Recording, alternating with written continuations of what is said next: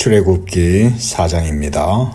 이제 모세와 하나님과의 대화에서 모세는 하나님께 계속해서 백성들이 자신의 말을 듣지 않고 믿지 않고 그래서 모세가 하나님을 만난 것이 아니다 라고 하면 어떻게 할 것이냐 이렇게 하나님께 말씀을 합니다. 그때 하나님께서는 모세에게 또한 표적을 보여주십니다. 이번에는 2절에 내 손에 있는 것이 무엇이냐 그가 이르되 지팡이니이다. 그것을 땅에 던지라 하심에 모세가 땅에 던졌더니 지팡이가 뱀이 되었습니다. 그리고 모세가 깜짝 놀라 뱀 앞에서 피하였을 때 하나님은 모세에게 다시 너의 손을 내밀어 그 꼬리를 잡으라 말씀하셨습니다. 그래서 모세가 그 손을 내밀어 그것을 잡았을 때 그 지팡이가 다시 뱀에서 지팡이로 변하게 되었습니다.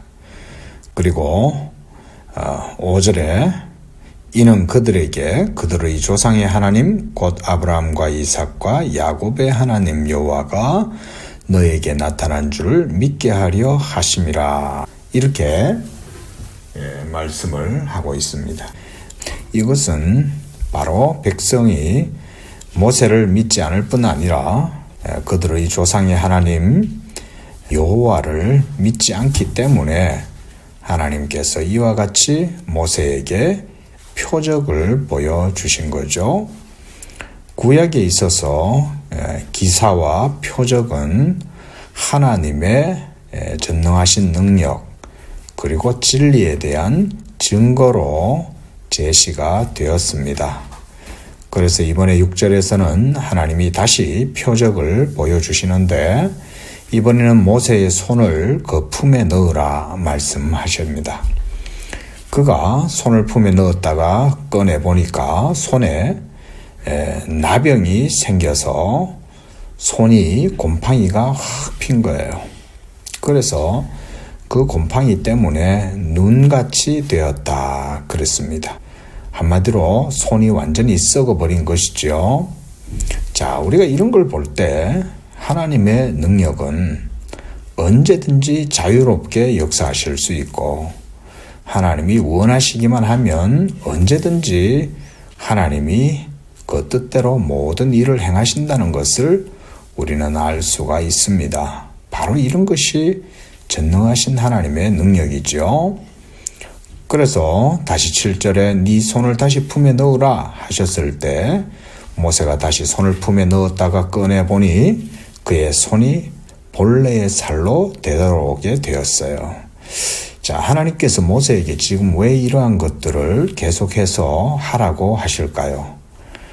여기서 한 가지 중요한 원칙이 있습니다. 하나님이 말씀하시면 모세가 그 말씀에 따라 순종하면 모든 일들이 하나님 뜻대로 되어진다는 겁니다. 지팡이를 던져라 라고 말씀하셨을 때 던지면 하나님이 그것을 뱀으로 변하게 하고 또 그것을 잡으라 라고 하면 뱀이 지팡이로 다시금 돌아오게 되고 네 손을 품에 넣어라 말씀하시면 모세가 순종하면 또 그것에 이렇게 나병이 생기고 나병이 생겼지만 다시 그것을 네 품 안에 넣어보아라 말씀하셨을 때 이것이 다시 손이 성하게 된 것이죠. 자, 이렇게 하나님은 구약 이스라엘 백성들에게 이러한 표적과 기사들을 통해서 믿음 없는 그들에게 믿음을 불어넣어 주셨습니다. 그래서 8절에 여호와께서 이르시되 만일 그들이 너를 믿지 아니하며 처음 표적의 표정을 받지 아니하여도 나중 표적의 표정은 믿으리라. 그들이 이 두 이적을 믿지 아니하고 네 말을 듣지 아니하거든 너는 나일강 물을 조금 떠다가 땅에 부으라. 나일강 물이 땅에서 피가 되리라. 자, 여기서 하나님은 다시 나일강에 대한 표적도 말씀을 해주셔요. 이 지팡이가 뱀으로 변하고 모세의 손에 문둥병이 생겼다가 낫게 되고, 이런 표정도 믿지 않으면 그 다음에는 나일강에 물을 떠다가 땅에 부으라, 이렇게 말씀하시죠.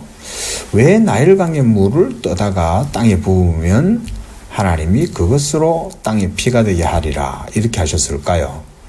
여기에는 아주 하나님의 예리한 통찰이 여기에 제시되어 있습니다.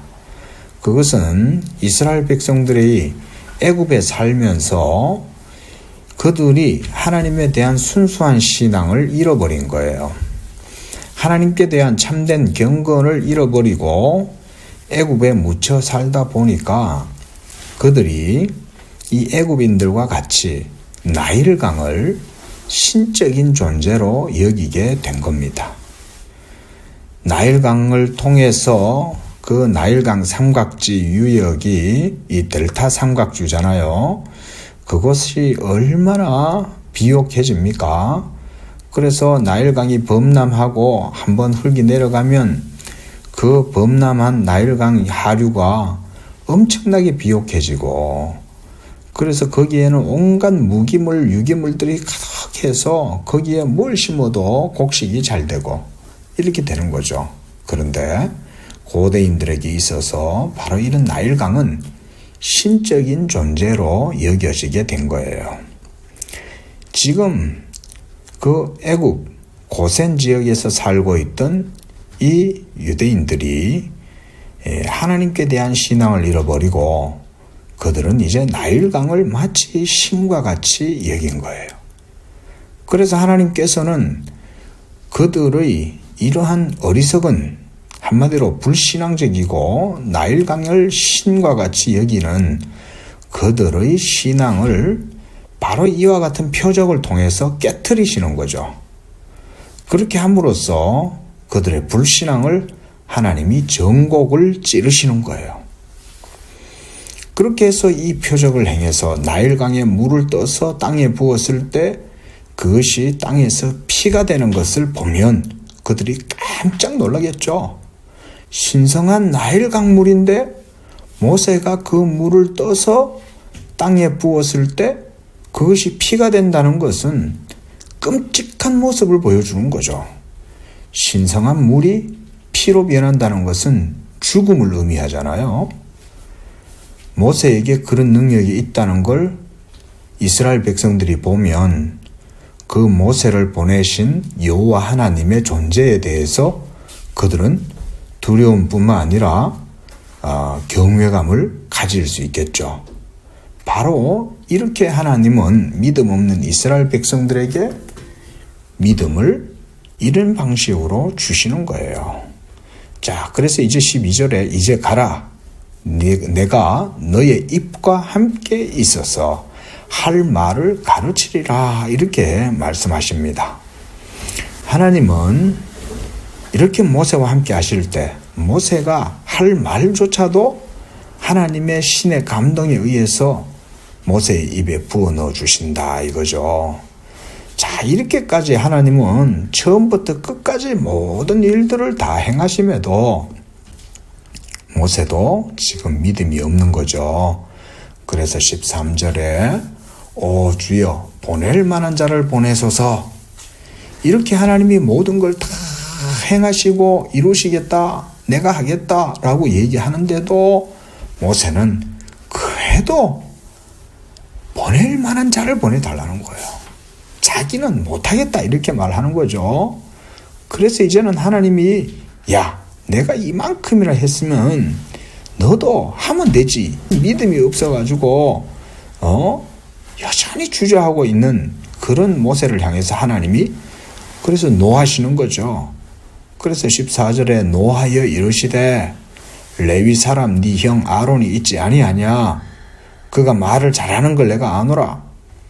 그가 너를 만나러 나오나니 그가 너를 볼 때에 그의 마음에 기쁨이 있을 것이다.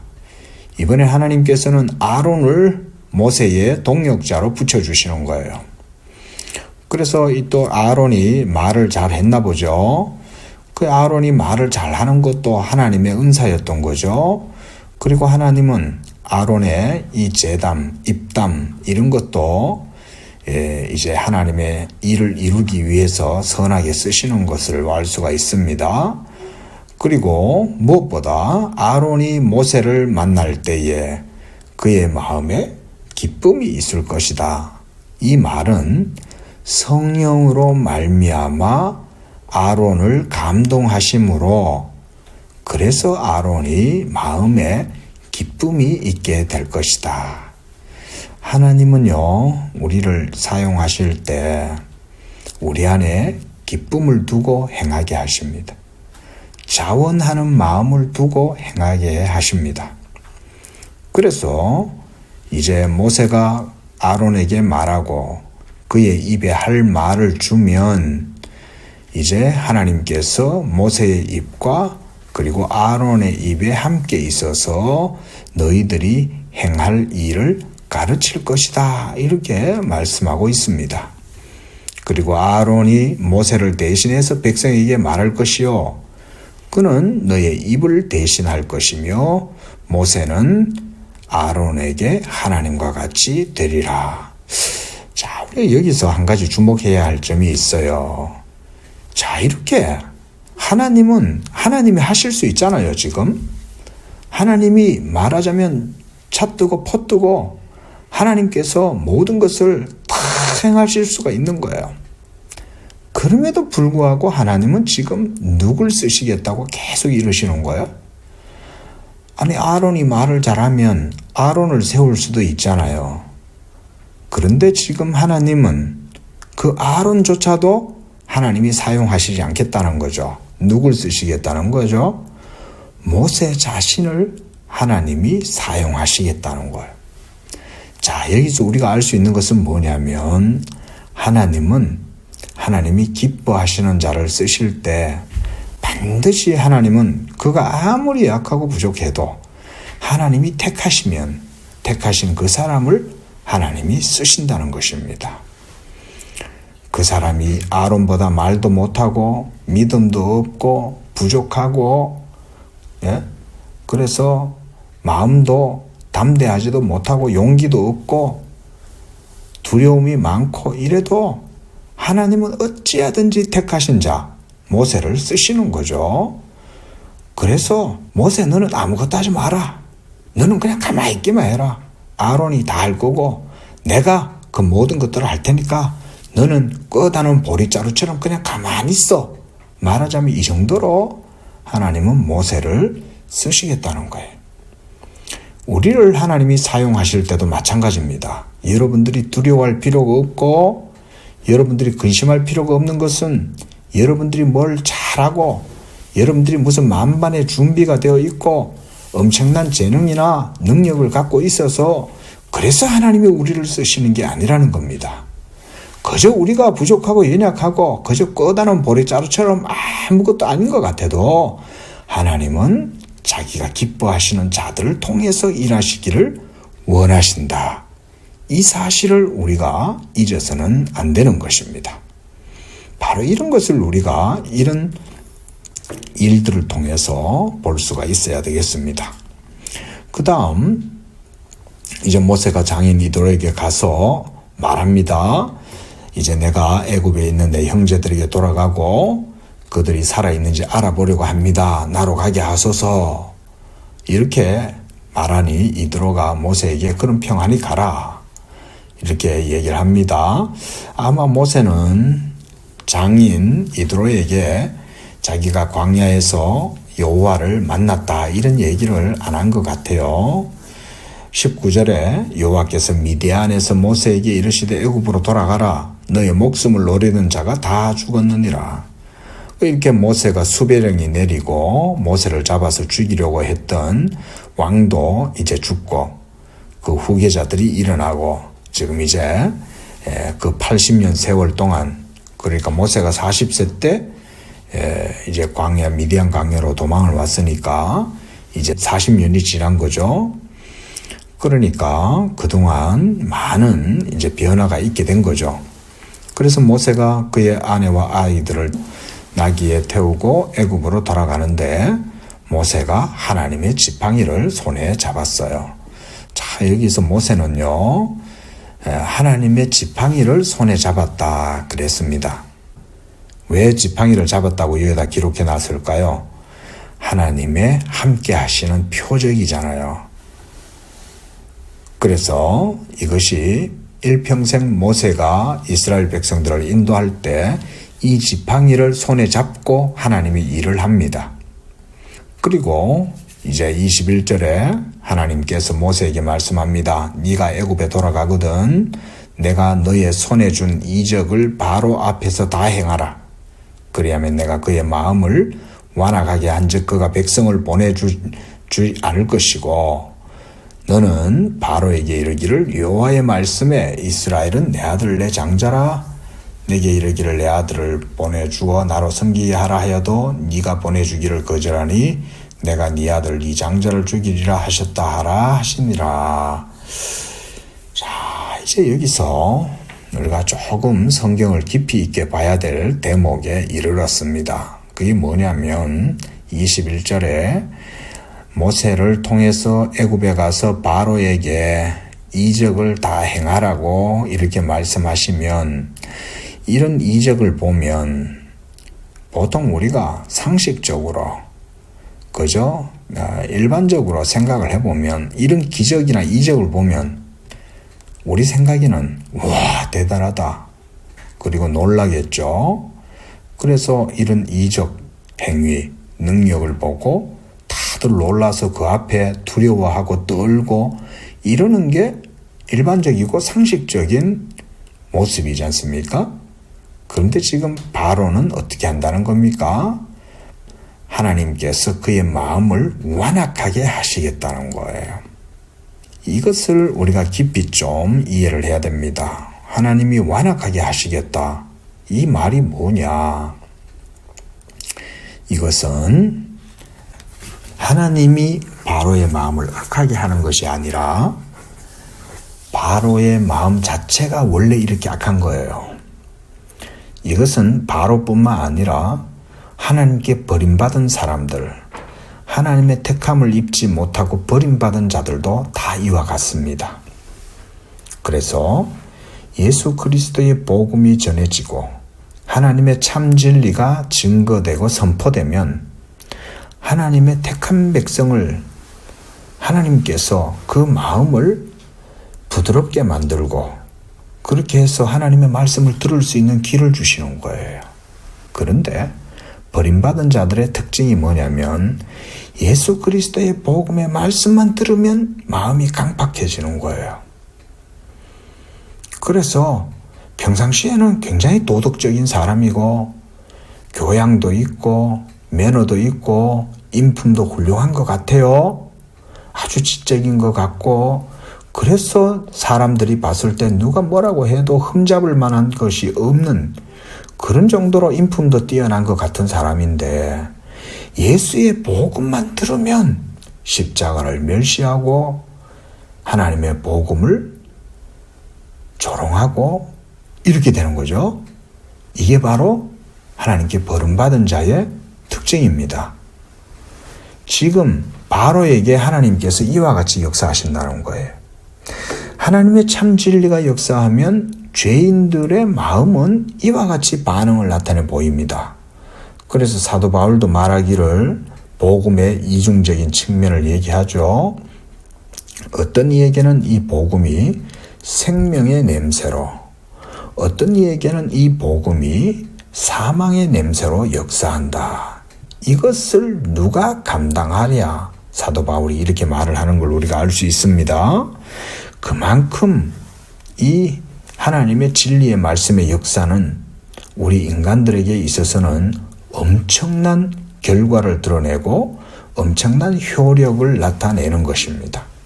이게 하나님의 진리예요.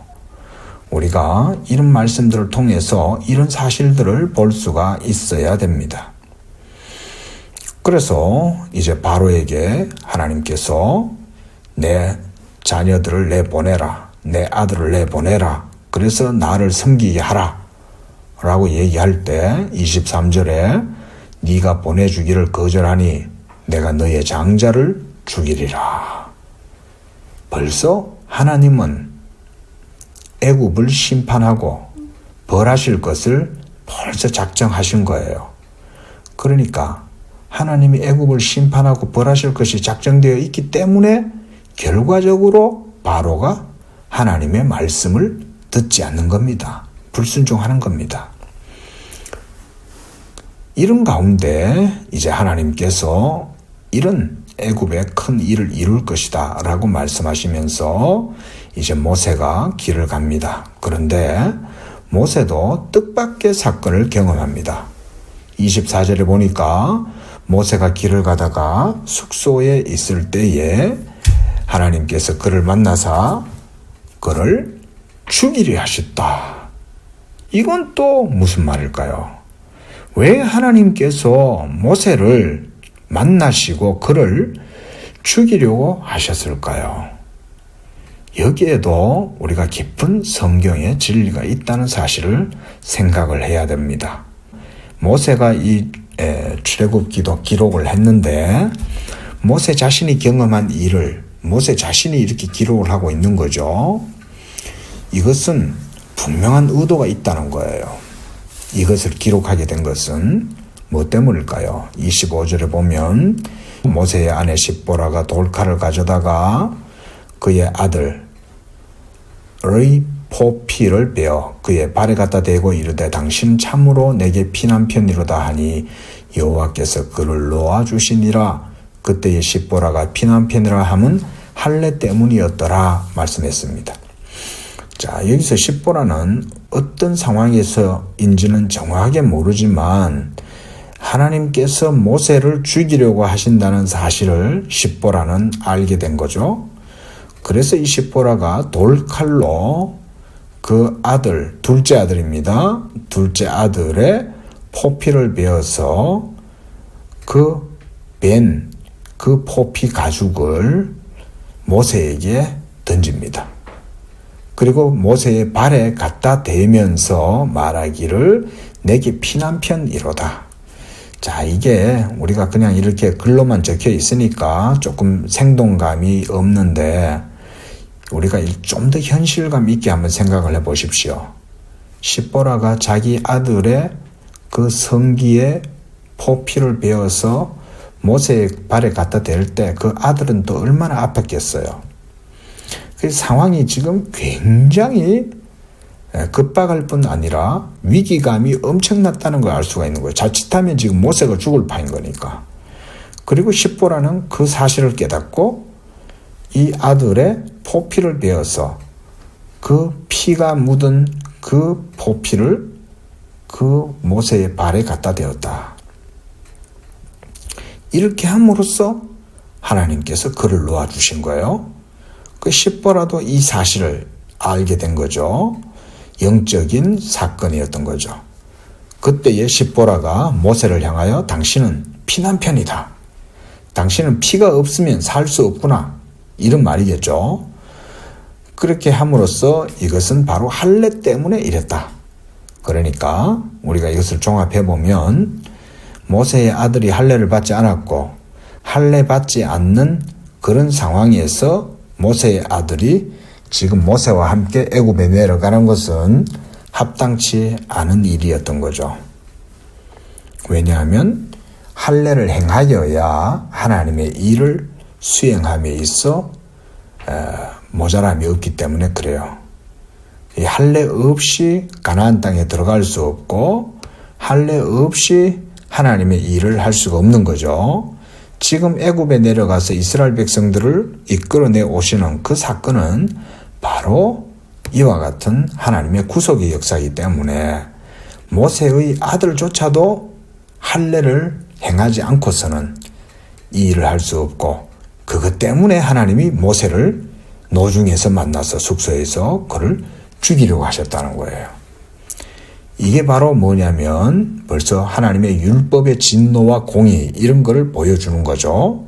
모세조차도 하나님의 공의를 따라서 모든 일을 했어야 되는 거예요. 이 경험은 이후에 모세의 모든 사역에 있어서 모세에게 아마 큰 어떤 지침이 되었을 것이다, 이런 생각이 듭니다. 자, 27절에 여호와께서 아론에게 말씀하셔요. 광야에 가서 모세를 맞으라. 하나님께서 아론에게도 갑자기 나타나셔서 말씀하시는 거죠. 40년 동안 떠났던 그 모세가 이제 다시금 애굽으로 돌아오고 있다. 너는 광야로 나가서 모세를 맞아라, 얘기하신 거죠. 그래서 하나님의 계시를 받고 아론이 모세를 만나러 광야로 가서 모세를 만납니다. 그 허허벌판에 약속도 하지 않았는데 하나님께서 아론과 모세를 광야 어느 한 지점에서 만나게 하신 거죠. 이렇게 모세가 여호와께서 자기에게 분부해서 보내신 모든 말씀과 자기에게 명령하신 모든 이적을 아론에게 알려주었습니다. 그래서 이제 하나님의 사명, 하나님의 명령, 이런 것들을 아론한테 다 얘기를 한 거죠. 그리고 29절에 이제 아론이 모세 앞에 앞서서 이제 모든 일들을 다 하고 있는 거죠. 모세와 아론이 이스라엘 자손의 모든 장로를 모으고 아론이 여호와께서 모세에게 이르신 모든 말씀을 대신 전해주는 거예요. 그러니까 아론은 모세의 대변자가 된 거죠. 그래서 백성 앞에서 이적을 행하니 백성이 믿고 여호와께서 이스라엘 자손을 찾으시고 그들의 고난을 살피셨다 함을 듣고 머리 숙여 경배하였다 그랬습니다. 이제 5장에서 모세와 아론이 이제 바로에게까지 갑니다. 그래서 이스라엘 하나님 여호와께서 이렇게 말씀하기를 내 백성을 보내라. 그러면 그들이 광야에서 내 앞에 절기를 지킬 것이다. 2절에 바로가 그 말을 듣지 않습니다. 여호와가 누구이기에 내가 그의 목소리를 들을 것이고 이스라엘을 보내겠냐. 나는 여호와를 알지 못하니 이스라엘을 보내지 아니하리라. 하나님이 말씀하신 대로 하나님께서 바로의 마음을 강팍하게 하신 거죠. 하나님께서 은혜를 베풀어 주셔야 마음이 부드러워지는 거예요. 우리가 예수님을 믿는다는 것은 그래서 영적으로 보면 불가능합니다. 거듭나지 못한 자연적 본성으로 하나님을 믿을 능력이 우리에게는 없습니다. 그래서 예수 믿는 것이 사람의 의지와 능력과 공로, 지혜다. 성경은 그렇게 말하지 않습니다. 누구든지 성령으로 말미암지 않고는 예수를 주라 시인할 수 없다 라고 말씀하신 것처럼 바로 하나님의 말씀을 듣고 하나님의 보내신 자 예수님을 영접하고 그를 믿는 것은 하나님의 은혜입니다. 그래서 너희가 그 은혜로 말미암아 믿음으로 구원을 얻었다. 성경이 이렇게 말씀하죠. 바로 이 말씀이에요. 바로는 하나님의 은혜가 없고 그는 하나님의 진노를 나타내 보이기로 택함받은 그릇인 거예요. 진노의 그릇. 그래서 사도 바울도 로마서에서 이 애굽왕 바로가 하나님의 진노를 나타내기 위하여 하나님이 쓰시는 그릇이었다. 진노의 그릇이었다. 이렇게 말씀하죠. 하나님은요, 이처럼 빛도 지으시고 어둠도 지으시고 하나님은 자기를 믿게도 하시면서 또한 강팍한 마음을 주셔서 믿지 못하도록 하시는 거예요. 자, 믿지 못하도록 하시는 하나님이 불의하신 게 아니라 이미 바로가 하나님의 그 공의로운 진노와 심판을 받았기 때문에 그런 겁니다. 우리가 예수님을 믿을 때 그리고 예수님을 믿지 않을 때 믿지 않는 것은 벌써 심판을 받았느니라. 요한복음에도 그렇게 말씀하죠. 예수를 믿지 않는 것은 벌써 심판을 받은 거예요. 예수를 믿는 것은 하나님의 영원하신 은총과 선택이 벌써 영원전에 있었던 거예요. 우리가 이런 것들을 이런 바로의 이런 걸 통해서 하나님의 섭리를 우리가 볼 수 있는 거죠. 자, 그래서 3절에 히브리인의 하나님 여호와가 우리에게 나타나셔서 우리로 광야에서 살 길 좀 가서 여호와 하나님께 제사를 드리려 하오니 우리를 가도록 허락하소서. 그래서 여호와께서 전염병이나 칼로 우리를 치실까 두려워하나이다. 애굽 왕이 그들에게 이르되 모세와 아론아 내가 어찌하여 백성의 노역을 쉬게 하려느냐. 가서 너희의 노역이나 해라. 한마디로 모세가 하는 말은 귀뚱으로도 듣지 않는 거죠. 그래서 이제 바로는 이스라엘 백성들에게 더 중과한 일들을 맡깁니다. 그리고 이번에는 7절에 백성에게 벽돌에 쓸 집과 또 짚을 전과 같이 주지 말고 그들 스스로 짚을 줄게 해라. 그들이 만든 벽돌 수요대로 만들고 그것을 감하지 말라. 그들이 게으름으로 소리질러 이르기를 우리가 가서 우리 하나님께 제사를 드리자 하나니 그 사람들의 노동을 무겁게 함으로 수고롭게 하여 그들로 거짓말을 듣지 않게 하라. 자, 이게 세상의 사고방식입니다. 세상은 하나님을 믿지 않기 때문에 종교도 헛되다고 생각하고 기독교도 헛된 것이라고 생각을 합니다. 하나님을 모르니까 그러는 거죠. 그래서 백성들에게 더 많은 일이 주어지게 되고 이전에 주어졌던 집과 곡초 그루터기 이런 것들도 이제는 그들이 가져와서 함께 일을 하니까 일이 더 많이 늘어났죠. 그러니까 백성들도 이제 모세와 아론을 원망하는 거죠. 그래서 15절에 이스라엘 자손들의 기록원들이 가서 바로에게 호소하여 이르되 왕은 어찌하여 당신의 종들에게 이같이 하시나이까. 당신의 종들에게 짚을 주지 않고 우리에게 벽돌을 만들라 하나이다. 당신의 종들이 매를 맞사오니 당신의 백성의 죄니이다. 이러면서 이제 가가지고 애원을 하는 거죠. 그랬더니 바로가 인정을 베풀어 주지 않습니다. 그가 더욱 마음이 악해져서 야, 게으름 피우지 말고 빨리 가서 하나님을 섬기겠다 그런 핑계 대지 말고 가서 할 일이나 해. 그래서 짚을 주지 않을지라도 벽돌은 너희 수량대로 다 바쳐. 이렇게 하는 거죠. 자, 그래서 19절에 이스라엘 자손들이 너희가 매일 만드는 벽돌을 조금 더 감하지 못하리라 함을 듣고는 그들에게 화가 몸에 미친 줄로 알고 모세와 아론을 보고 말하는 거예요. 21절에 너희 때문에 바로가 우리를 미워해서 우리가 미운 털 박혔다 이 말인 거예요. 그래서 그들의 손에 칼을 주어서 우리를 지금 죽이게 하려 한다. 하나님이 살아계신다면 너희를 살피고 판단하기를 원한다. 이러면서 이제 모세와 아론한테 원망을 하니까 22절에 이 모세가 하나님께 와서 또 막 이렇게 말하는 거예요. 하나님, 어찌하여 이 백성이 학대를 당하게 하셨습니까? 하나님이 시킨 대로 했는데 도리어 이 일이 이렇게 되어가지고 더 일이 지금 꼬이고 어렵게 되었습니다. 이러면서 하나님께 막 근심하고 걱정하면서 지금 이렇게 하니까 23절에 내가 바로에게 들어가서 주의 이름을 말한 후로부터 이 백성을 더 학대하고 주께서도 주의 백성을 구원하지 아니하시나이다. 이렇게 하나님께 지금 원망을 합니다. 자, 새벽에 여기까지만 보고요.